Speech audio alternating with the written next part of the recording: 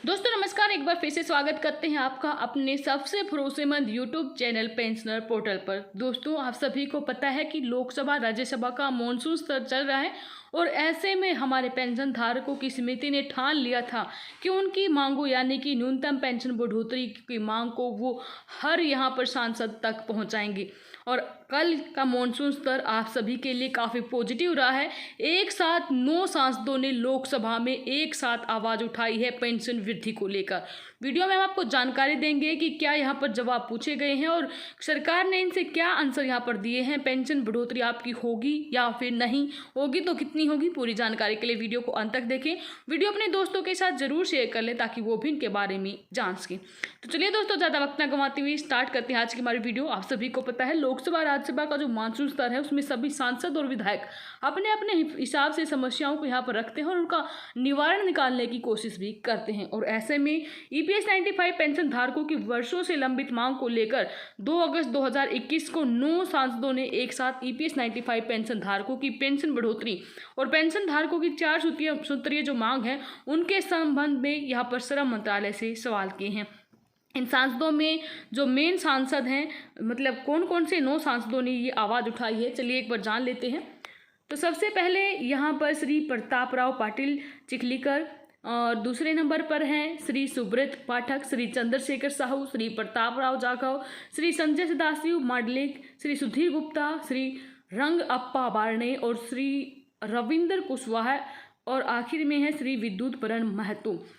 अब आगे बात करें कि कौन कौन से सवाल यहाँ पर सांसदों ने किए हैं। तो सबसे पहला क्वेश्चन किया गया था, क्या कोश्यारी समिति ने ईपीएस 95 पेंशन धारकों की न्यूनतम पेंशन में बढ़ोतरी की सिफारिश की थी?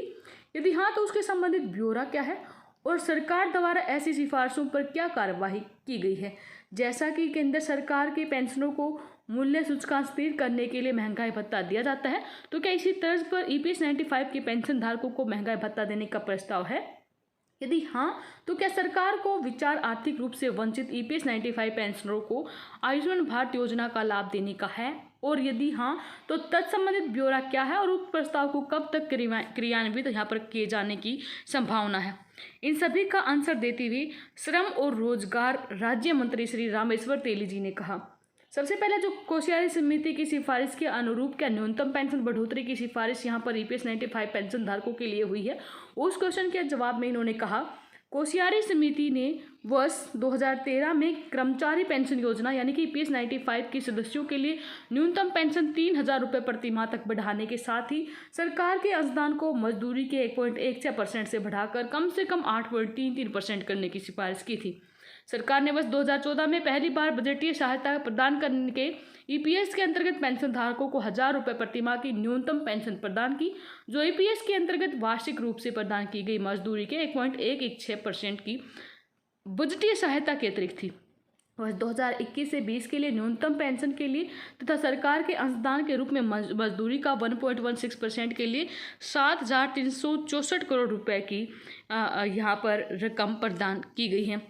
आगे जो इन्होंने आगे नेक्स्ट जो क्वेश्चन यहाँ पर पूछा गया था उसके आंसर में क्या कहा है, ईपीएस 95 के कर्मचारियों पेंशन निधि एवं स्ववित्त पोषित निधि है। ईपीएस 95 के पूर्ण मूल्यांकन और समीक्षा के लिए एक उच्च अधिकार प्राप्त निगरानी समिति यानी कि HEMC गठित की गई थी और समिति ने बीमांकित द्वारा किए गए मूल्यांकन के अनुसार पेंशन निधि पर गंभीर वित्तीय प्रभाव को ध्यान में रखते हुए मासिक पेंशन को रहन सहन की लागत के सूचकांक के साथ जोड़े जाने की सिफारिश नहीं की थी।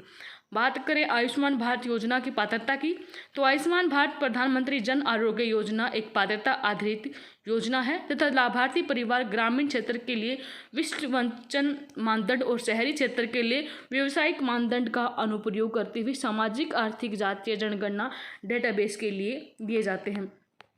तो ये यहाँ पर क्वेश्चन किए गए थे राज्यसभा लोकसभा के अंदर जो ईपीएस 95 है पेंशन धारक उनकी पेंशन बढ़ोतरी को लेकर, और जिसके जवाब यहाँ पर श्रम राज्य मंत्री श्री रामेश्वर तेली ने दिए हैं।